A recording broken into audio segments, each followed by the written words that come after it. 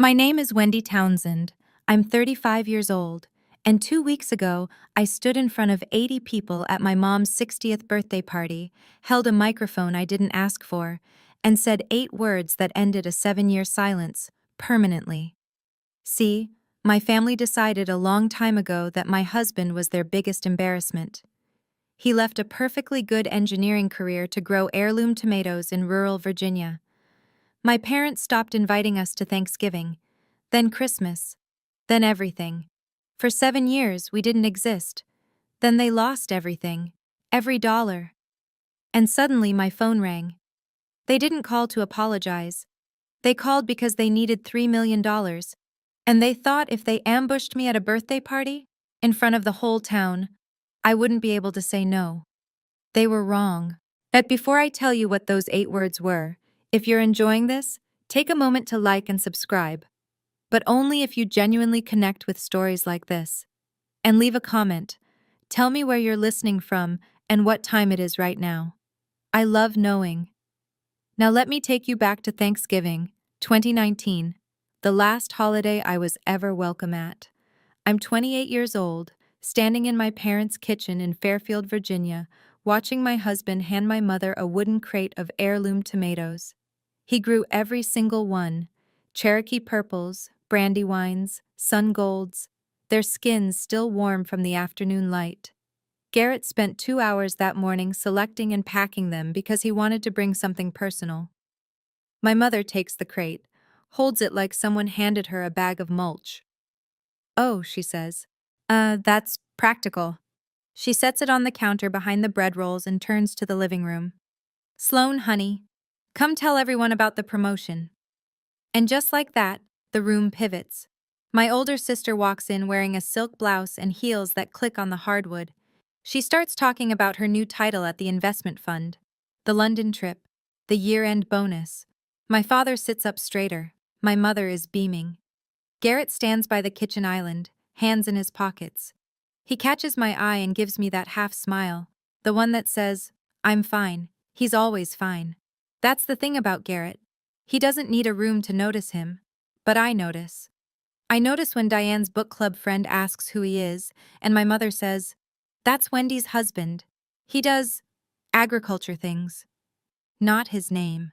Not what he actually does. Just a vague wave in his direction.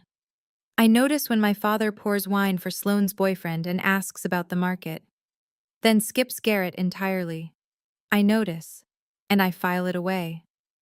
Because at 28, I'm still telling myself this is just how families work. That love doesn't always look equal. I was wrong. But I didn't know that yet. The dinner table is set for 14. White tablecloth, good china. My mother goes all out for Thanksgiving. Garrett and I are seated at the far end, near the kitchen door. Sloane and her boyfriend sit at the center, next to my parents. My father stands, raises his glass. "I want to toast the Townsend family," he says.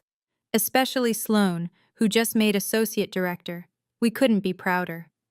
Everyone clinks glasses. Garrett lifts his, I lift mine, we drink. But my Uncle Roy, 2 seats over, leans toward Garrett. "So, son, you still doing the tomato thing? Ever think about getting a real job?" A few people laugh. My mother covers her mouth, but her shoulders shake. Sloane catches her boyfriend's eye and smirks. Garrett sets down his fork. "The tomatoes are doing well, sir." That's it. No defense, no explanation. He just goes back to his mashed potatoes. After dinner, my mother pulls me into the kitchen, closes the door. The dishwasher is running, and she speaks low, but not low enough. "Honey, I love you. But you married down. Everyone at that table can see it. When are you going to admit that?" I stand there, dish towel in my hand. The water runs behind me. I don't cry, I don't yell. And I look at my mother, at the woman who braided my hair every Sunday morning until I was 12, and I say, "We're leaving." We drive 3 hours home in the dark. Garrett doesn't push. Somewhere past the county line, I say it out loud. "That was our last Thanksgiving there." He reaches over and holds my hand on the center console. He doesn't ask me to explain. 5 years pass. They pass the way hard years do. Slowly when you're living them. Fast when you look back. No Christmas calls. No birthday cards. No photos of Lily sent to grandparents who never once asked to see her. My mother's number sits silent in my phone, like a locked door I stopped knocking on. During those 5 years, Garrett and I build Townsend Harvest. 12 acres become 60. We hire our first employee, then our fifth, then our 15th. At the CSA, subscriptions start small, 20 families, and grow. Garrett develops a line of heirloom sauces that a regional distributor picks up. We buy a second delivery truck. None of this matters for now. I'm not telling you this to brag. I'm telling you because later, it will matter a lot. What matters right now is this. Lily comes home from preschool one Tuesday afternoon. She's 4. Her backpack is too big for her body. She drops it by the door, sits on the kitchen floor next to our dog, and says, "Mommy, why don't I have a grandma? Emma has 2." I open my mouth. Nothing comes out. That night, after Lily's asleep, I sit in the bathroom with the door closed and cry so hard my ribs ache. Garrett hears me. Of course he hears me. He knocks once, then opens the door and sits down on the tile floor next to me. Doesn't say a word for a while, just sits. Then, "If you want to try again with them, I'll drive, but it has to be on your terms." I wipe my face. I don't even know what my terms would be. "That's okay," he says. "We'll figure it out." But we don't. Not yet. 6 months later, I'm at the packing barn reviewing invoices when Garrett walks in wiping his hands on a rag. He's just gotten off the phone. "That was Marcus Bellamy," he says. "New order for the Charlottesville location." Marcus owns Bellamy and Company, a restaurant group, 40-something locations across Virginia, D.C., Maryland. He's one of our biggest accounts. I've never met him in person. Garrett handles the relationship, but I know the name well. "He said something else," Garrett says, and his voice changes. "He asked about your dad, and said he heard Richard had some kind of cardiac episode last month." I put the invoices down. "What?" "That's all he said. A scare. He assumed we knew." Nobody told me. Not my mother, not Sloan, not my father himself. That night, I sit at the kitchen table for 40 minutes before I pick up my phone and call a number I haven't dialed in 5 years. It rings 4 times. "Wendy?" My father's voice is thinner than I remember. "Is that you?" "Hi, Dad." The conversation lasts 6 minutes. He tells me he had a mild cardiac event. Nothing major, they caught it early. He says he's on medication. He doesn't ask for anything. He doesn't apologize. But his voice cracks once, near the end, when he says, "It's good to hear you." I hang up and stare at the wall. If he dies, if my father dies, and the last real conversation we had was at a Thanksgiving table where he toasted everyone except my husband, I will carry that forever. 2 weeks later, an envelope arrives, cream-colored, hand-addressed by my mother. Inside, an invitation to Diane's 60th birthday party. The last line reads, "Please come, bring Lily. Mom wants to meet her granddaughter." First time in 7 years, she's acknowledged Lily exists. Garrett and I sit on the porch that evening, the invitation between us on the railing. "What do you think?" I ask. He takes a long breath. "I think your dad sounded scared. And I think your mom didn't send that invitation because she's changed. But I also think you'll regret it if something happens to Richard and you didn't try." "If we go," I say, "we go together. And we leave the moment it stops being safe for Lily." Agreed. I call my father the next morning. He picks up on the first ring this time. "You're coming?" He sounds like a man who just found out he won something small but essential. "We'll be there, Dad." "Your mother really wants this, Wendy. She's been different lately." I want to believe that. Part of me, the part that still remembers her French braiding my hair on Sunday mornings, does. The morning of the party, I dress Lily in her favorite yellow sundress.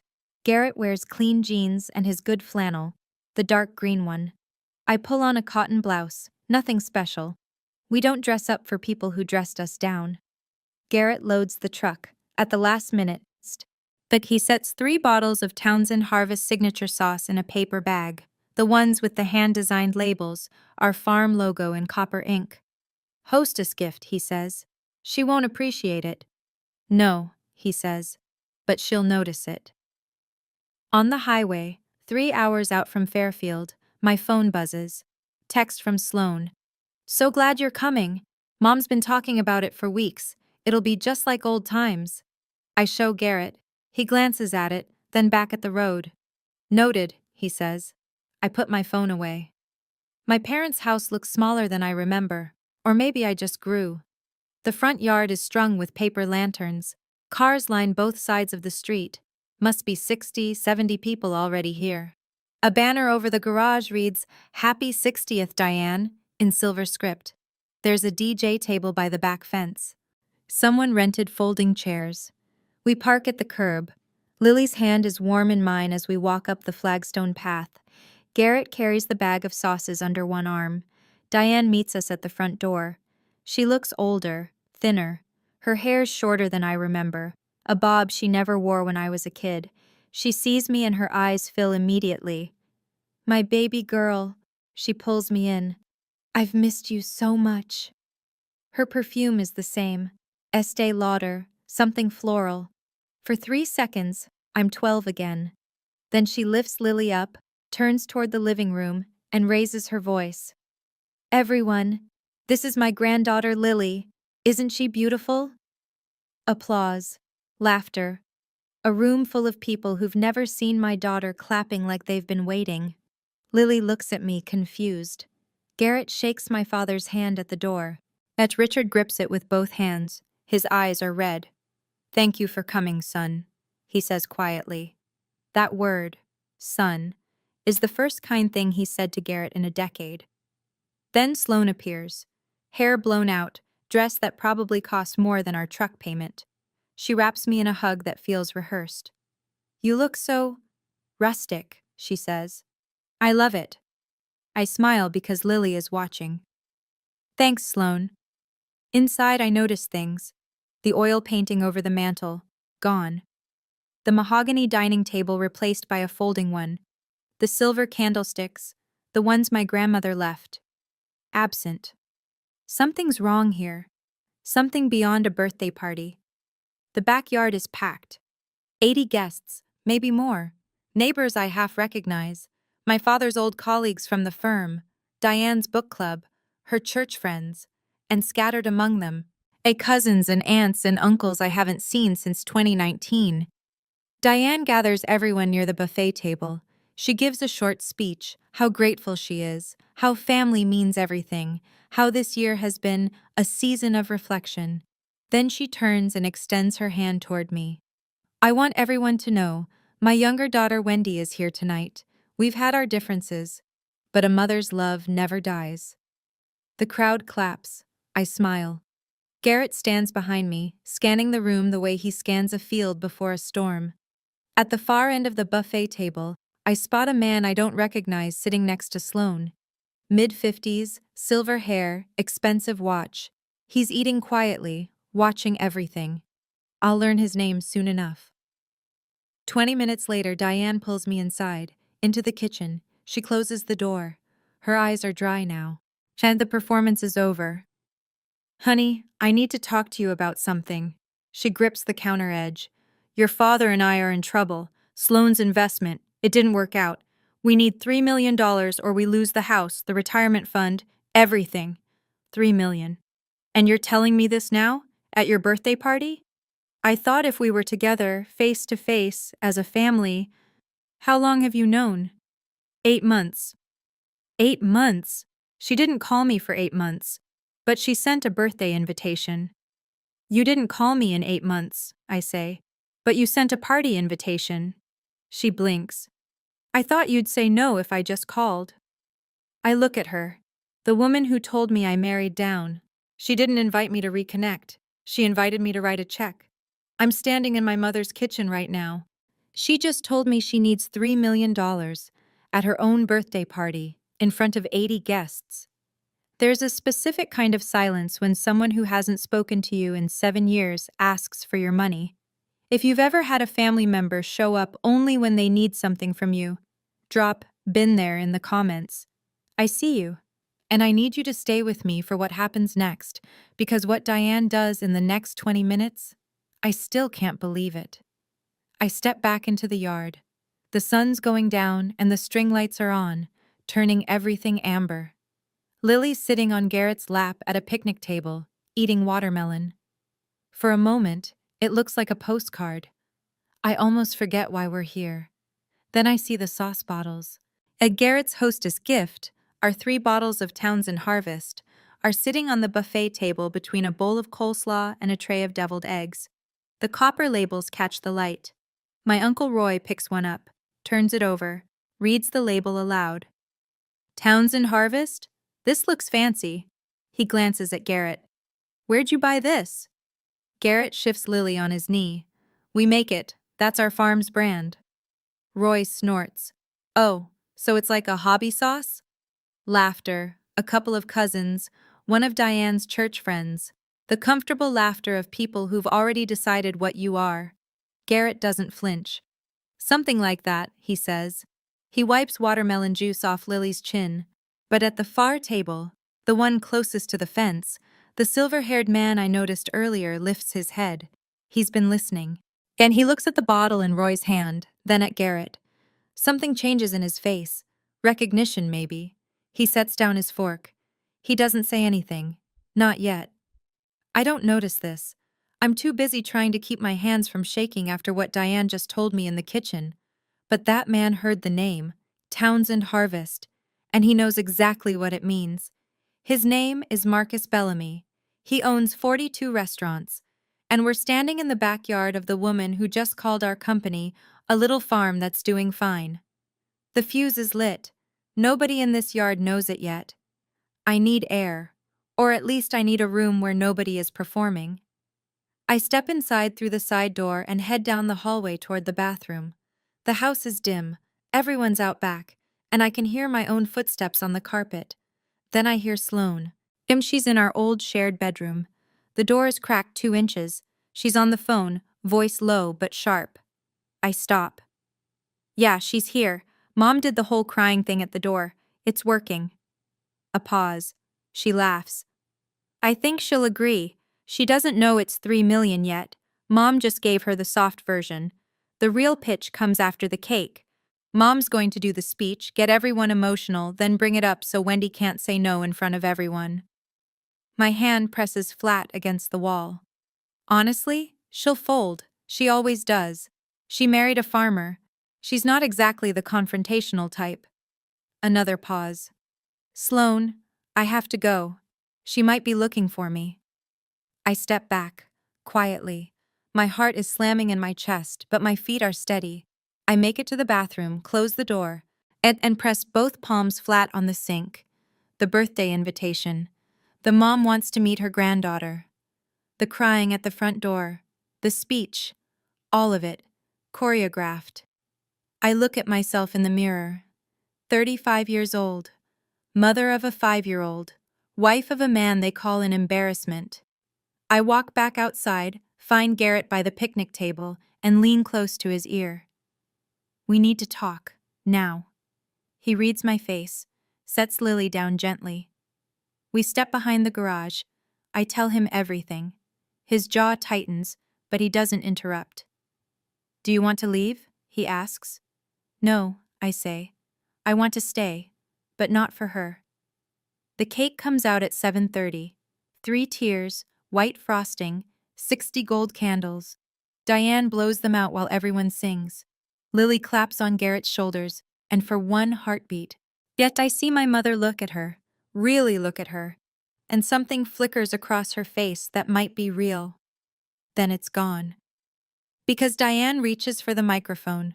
Someone set up a portable speaker near the DJ table. Diane holds the mic with both hands, the way people do when they're about to say something they've practiced. Thank you all for being here tonight. 60 years. She laughs softly. I never thought I'd be the kind of woman who celebrates getting older. But here I am. The crowd murmurs warmth. This year has been the hardest of my life. Financially, emotionally. I won't stand here and pretend everything is fine, because it isn't. The murmuring stops. People shift in their chairs. As many of you know, Richard and I have faced some setbacks. We may lose this house. We may lose everything we built. She dabs her eyes. A woman in the front row reaches for her hand. Diane squeezes it. But tonight, something happened that gave me hope. She turns to me. My youngest daughter, Wendy, is here, after 7 years, with her husband and my beautiful granddaughter. Every face in the yard turns toward me. And I truly believe, that family takes care of family. The words land like a verdict. I feel 80 pairs of eyes, some sympathetic, some expectant, some already nodding. Diane stretches out her hand toward me. Wendy, sweetheart, would you come up here? Lily tugs on my sleeve. Mommy, Grandma wants you. Garrett's hand finds the small of my back, steady, waiting. I stand up. I walk toward my mother. The grass is soft under my shoes. The string lights hum above me. 80 people are watching. Diane pulls me into a hug the moment I reach her, the kind of hug that looks beautiful from the outside. She whispers against my ear, "Just go with it, honey, please." Then she turns to the crowd, one arm around my shoulder, and says the thing she's been rehearsing for 8 months. I want to be transparent with everyone here. Richard and I are facing a financial crisis. We may lose our home. Her voice trembles, perfectly. And I know that Wendy and Garrett have done well for themselves. They have a little farm that's doing fine. A little farm, doing fine. And as a family, I'm asking publicly, because I'm not ashamed to ask, for my daughter's help. Behind me, I hear Sloane's voice, bright and rehearsed. It's what family does, Wendy. A ripple through the crowd, heads nodding, as a woman near the buffet whispers to her husband, "That's so brave of Diane." Brave. My mother just ambushed me in front of 80 people. She scripted a tearful speech to publicly pressure her estranged daughter, the one she hasn't called in 7 years, into a $3 million bailout. And the room thinks she's brave. Sloane, from behind me again. "Come on, Wendy. Don't be difficult. Not tonight." The mic is still in Diane's hand. She holds it out to me. An invitation. A dare. I take it. I hold it for 3 seconds without speaking. Long enough for the DJ to stop fidgeting. Long enough for a baby across the yard to fall quiet. Long enough for my father, sitting in a folding chair near the porch, to close his eyes. "Mom," I say. My voice is even. "Can I ask you something first? In front of everyone, since we're being transparent." Diane nods. She's smiling. The smile of someone who thinks she's already won. 7 years ago, at that Thanksgiving table, you told me I married down. You called my husband the family embarrassment. You banned us from every holiday, from Lily's first Christmas, from Dad's surgery. You didn't call once, not once, in 7 years. The smiling stops. Wendy, that was different. I was trying to. I'm not done. Silence. Even the cicadas pause. 8 months ago, you found out you were in financial trouble. You still didn't call, but you sent a birthday invitation, and you planned a speech. I turn and look at Sloane. She's standing 3 steps behind Diane, arms crossed, chin lifted. "I heard you on the phone, Sloane, in the bedroom, 20 minutes ago. Mom's going to do the speech and get everyone emotional so Wendy can't say no in front of everyone." Sloane's face drains. A gasp from somewhere near the buffet table. One of the church ladies covers her mouth. "So let me make sure I understand," I say. "You didn't want a daughter back. You wanted a check." Diane grabs my wrist. Her eyes are wet now. Real tears, or performance tears, I honestly can't tell anymore. "That's not fair, Wendy. You don't know what we've been through." "I know exactly what you've been through, because Marcus Bellamy told my husband about Dad's heart attack. That's how I found out. From a stranger, not from my family." The yard is dead quiet. Somewhere behind me, I hear a chair scrape. Roy puts down his drink. Diane opens her mouth, closes it. For the first time in my life, my mother has nothing to say. That's when the silver-haired man stands up. He rises from the far table, dabbing his mouth with a napkin, and crosses the lawn with the unhurried stride of someone used to boardrooms.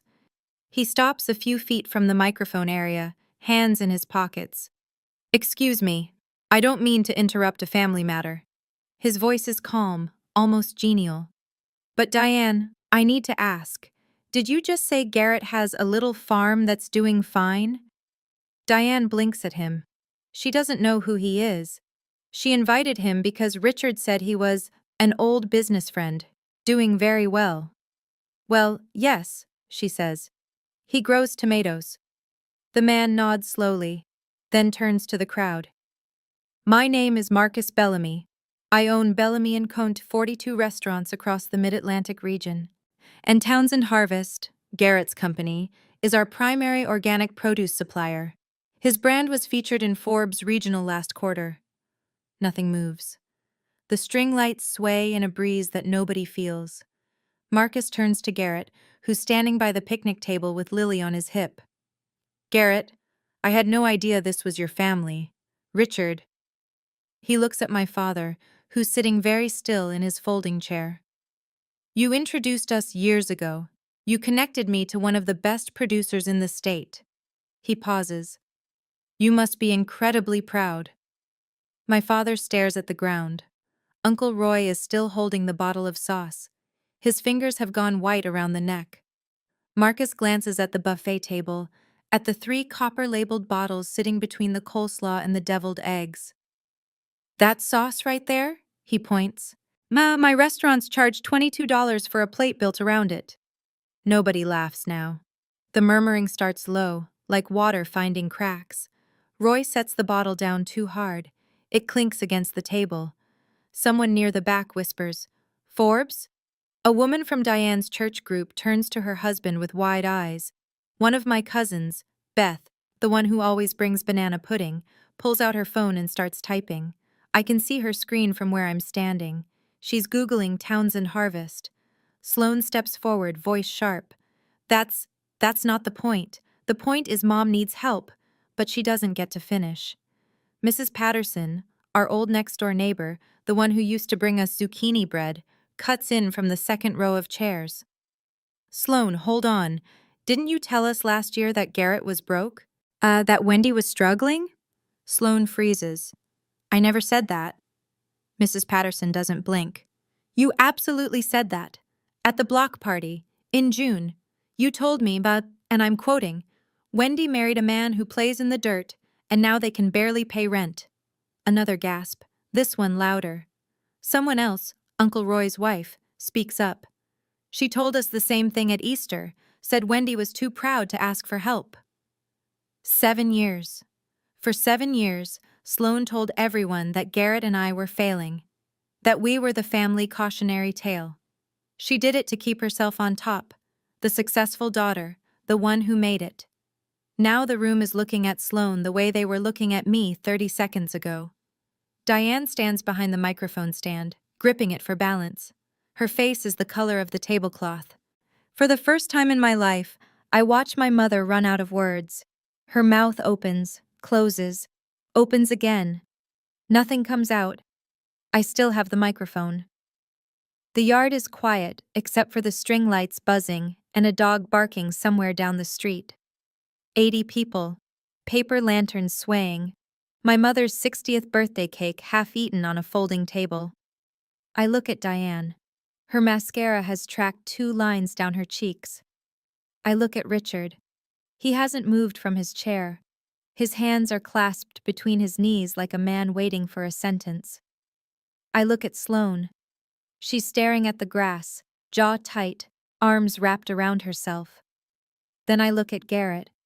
He's standing by the picnic table, Lily resting on his shoulder, one hand on the back of her head. He doesn't nod. He doesn't signal me. He just holds my gaze. Yet I bring the microphone close, not to yell, not to perform. My voice comes out low and steady, the The way you'd speak to someone across a kitchen table. You don't get to need us now. 8 words. I set the mic on the nearest table. It makes a soft thud against the plastic surface. Then I walk to Garrett. He shifts Lily onto one arm and puts the other around my shoulder. The three of us move toward the side gate, the one that leads to the front yard, to our truck, to the 3-hour drive home. Lily lifts her head off Garrett's shoulder and waves a small hand back toward the yard. "Bye-bye," she calls. Nobody waves back. Nobody says a word. The gate clicks shut behind us. As we cross the front lawn, I hear it. My mother crying. That high, thin sound she makes when she's lost control of a room. I keep walking. For 7 years, that sound would have pulled me back. Tonight, it doesn't even slow me down. 8 words. That's all it took. 7 years of silence, and 8 words in a backyard full of paper lanterns. I didn't plan them. I didn't rehearse them. They just came out. The way truth does when you've held it long enough. If you're still with me, hit subscribe. Not because I'm asking for something, but because I think you deserve to hear how this ends. Because what happened after we walked through that gate? It wasn't over. Not even close. 2 days later, my phone rings at 7 in the morning. It's Richard. His voice sounds different. No background noise. No Diane whispering coaching lines from across the room. Just my father, alone, calling from what I later learn is the parking lot of a Walgreens. "I'm not calling to ask for money," he says. "I'm calling to say I'm sorry. I should have said that years ago." I sit down on the edge of my bed. Garrett looks at me from the doorway, a question on his face. I put the phone on speaker. "What happened, Dad?" he tells me. Slowly. The way a man speaks when he's finally stopped defending someone else's lies. Sloan convinced them to invest their entire retirement savings, $1.8 million, into a real estate development in Norfolk. She said it was guaranteed. She said her contacts had vetted it. She said it couldn't fail. It failed. The developer filed for bankruptcy. The money evaporated. Then the secondary loans came due, another $1.2 million in debt they'd leveraged against the house. She knew the risks, Richard says. She knew and she didn't tell us. $3 million. At their entire life savings plus a mountain of debt, and the daughter they'd bet everything on was the one who buried them. "Dad, I'm not going to hand you $3 million at a birthday party. That was never going to happen." "I know. But if you want to talk, really talk, just you and me, I'm here. I can help you find a financial restructuring attorney, someone who can work through the debt. But I won't send money for Diane and Sloan to manage." Silence. "I love you, Dad. But love is not a blank check." He takes a long breath. "I know that too. I think I've always known." Sloan calls 3 days later. She does not open with an apology. "You humiliated Mom at her own birthday." Her voice is hard, clipped. "In front of everyone, you're selfish. You always have been." I'm in the farm office, spreadsheets on the screen. A cup of coffee going cold. "Sloan, Mom planned a public speech to pressure me into giving her money. You coached her on the phone. I heard you." Silence. "If you want to talk about who humiliated whom, I didn't bring 80 witnesses. Mom did." She breathes hard through her nose. I can picture her pacing. She always paces when she's cornered. "You think you're better than us now, don't you? Because your husband sells tomatoes to fancy restaurants?" "I think I'm done being the person you call when the bill comes." She hangs up. 1 week later, an email arrives from Diane. 2 pages, single-spaced. I read every word. The highlights. "I've always been jealous of Sloan. I engineered this confrontation to steal attention. I'm punishing my mother for trying to hold the family together. I have no gratitude for everything they sacrificed." And the closing line, "I will never forgive you for what you did at my birthday. You are no longer my daughter." I read it once. I set my coffee down. I read it again. Then I noticed the PS. It's not in my mother's voice. It's in a different font, smaller, like someone added it after the email was drafted. Wendy, I'm sorry. Dad, Richard typed that, quietly, on his wife's email, knowing she'd probably never check the sent folder. I stare at those 4 words for a long time, then I close the email. I don't reply. 80 guests at a birthday party means 80 people with phones and stories to tell by Monday morning. Within a week, the narrative of Diane's 60th has traveled through every vein of Fairfield: the church, the garden club, the grocery store checkout line. The version I hear secondhand goes something like this. Diane Townsend spent 7 years trashing her son-in-law to anyone who'd listen. Turns out he's a millionaire. That's not exactly accurate, but close enough. Mrs. Patterson, the neighbor with the zucchini bread, posts a vague but unmistakable Facebook status. When you find out someone's been lying about their own family for years, praying for clarity. It gets 43 likes in Fairfield alone. Diane's church group starts asking questions. At a Thursday morning Bible study, a woman named Beverly asks directly, "Diane, why did you lie about Wendy's husband all these years?" Diane doesn't go back to Bible study after that. And the cousins start connecting dots. Sloan told Uncle Roy's wife that we could barely pay rent. She told Beth we were 1 bad season away from food stamps. Meanwhile, Garrett's company was signing a federal distribution contract and landing in Forbes. The math doesn't add up. And when the math doesn't add up in a small Virginia community, people stop calling. Sloan's social circle contracts faster. She'd built a reputation as the accomplished daughter, the financial advisor, the one with the answers. Now people are Googling her fund's track record and finding nothing impressive. 2 former friends text her directly. "Did you really lose your parents' retirement savings?" She stops answering. The thing about a public lie is that it dies publicly too. And there's no speech that fixes that. No microphone that reaches far enough. 6 weeks after the party, my father calls to tell me they're selling the house. "We can't carry the mortgage anymore," he says. "Not with the debt. The attorney you recommended, she worked out a restructuring plan. We'll keep about 30% of the retirement account. The rest goes to creditors." They sell the house, the one with the flagstone path and the backyard where I used to catch fireflies, and move into a 2-bedroom condo near the interstate. It's clean, functional, small, nothing like what they're used to. Sloan can't help. She's the one who created the crisis. The financial attorney I connected Richard with, a woman named Catherine Pryor, is thorough and fair. She gets the debt restructured, the interest rates lowered, and the predatory loan terms thrown out. Richard cooperates fully, and he shows up to every meeting, brings every document. Diane refuses to participate. "I don't need charity from my own daughter," she tells Richard, so he goes to the meetings alone. A month after they move in, Garrett loads a crate of produce into his truck and drives it to the condo. No card, no note, just tomatoes, peppers, herbs, and a jar of our best sauce. Richard calls that evening. His voice is thick. "Got the box," he says. "Tell Garrett thank you." "Tell him yourself, Dad. He'd like that." A long pause. Then, "Maybe I will."